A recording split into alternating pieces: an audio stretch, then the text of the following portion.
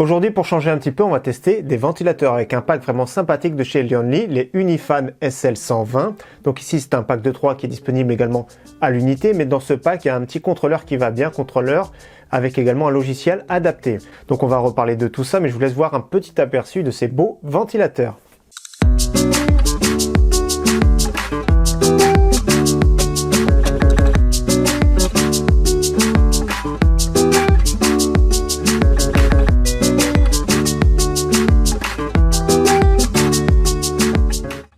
Salut tout le monde, c'est Flo, j'espère que vous avez la forme. Donc oui, on va tester aujourd'hui des ventilateurs, c'est rare sur la chaîne. Donc déjà, comme vous avez vu dans l'aperçu, ils sont vraiment super jolis. Donc je vais tester également les performances parce que je vais remplacer les ventilateurs du Galahad 360, voir s'ils sont au moins aussi efficaces. Dans tous les cas, je pense qu'ils sont quand même plus jolis.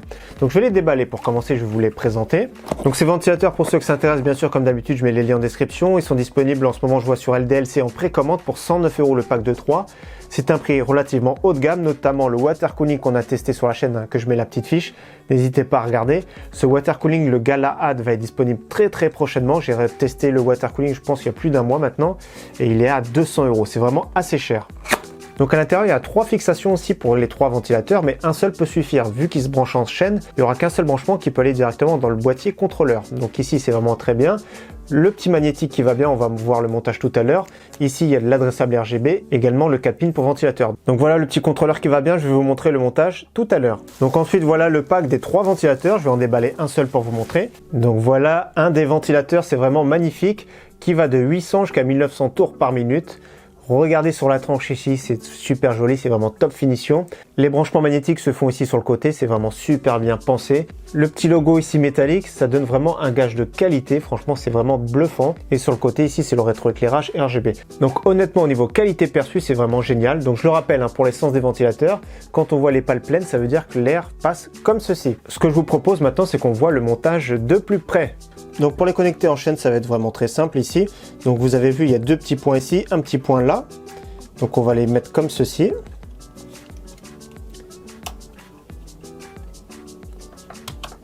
Et voilà. Et voilà, ils sont branchés en chaîne, franchement, regardez. Franchement, c'est génial, c'est vraiment bien conçu. Donc je vous montre après, ça va prendre en place ici sur le water cooling. Je vais remplacer les 3 ventilateurs directement, comme ceci, et donc ça va être vraiment super joli, je pense, c'est vraiment très bien. Ce qui est bien, c'est qu'il n'y aura pas de câble à partir de partout, comme c'est le cas ici actuellement. L'étape suivante, ça va être de mettre le petit connecteur comme celui-ci, donc un seul suffit, donc on va le mettre directement en bas. Et voilà, donc là il est en place, le connecteur, ça va prendre place comme ça en bas, et il n'y aura qu'un seul connecteur à partir à l'arrière de la carte mère, plutôt que d'avoir 3, comme je vous ai dit, qui partent comme ceci et comme ceci. Il y a pour l'adressable RGB ici, donc le petit connecteur ici c'est l'adressable RGB, et l'autre c'est le classique 4 pins pour les ventilateurs.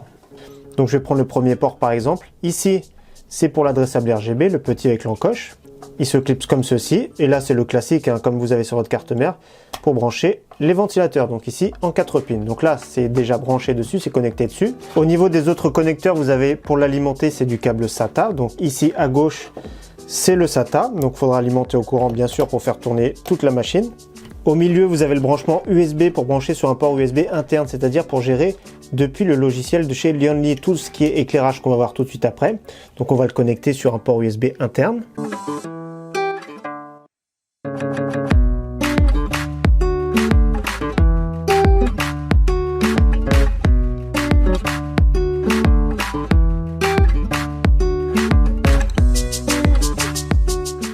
Donc ce que je vous propose, c'est qu'on voit l'application directement Lion Connect en direct, ce que ça donne.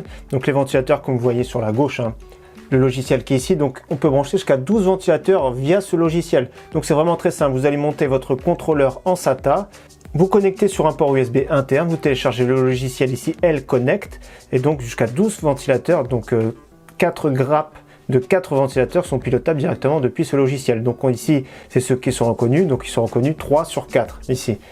Donc déjà, la vitesse du ventilateur, on peut régler soit en mode silencieux directement, PWM, donc alloué suivant une courbe de température. High Speed, donc vous allez voir directement High Speed 1570, Apply. Et là, je vous laisse écouter la différence, c'est vraiment la vitesse maximum. C'est vraiment super intéressant. Full Speed, 1900, Apply. Et là, je vous laisse écouter, ça accélère encore. Donc vitesse maximum 1900 si vous avez besoin de gros refroidissement.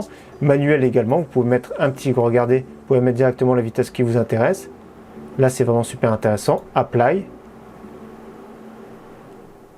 Et là il tourne tout le temps à 1000 tours par minute. Donc l'éclairage par défaut c'est Rainbow, c'est-à-dire l'arc-en-ciel hein, comme on voit. Donc il y a d'autres modes disponibles, statique par exemple. Si j'applique comme ça fait bleu.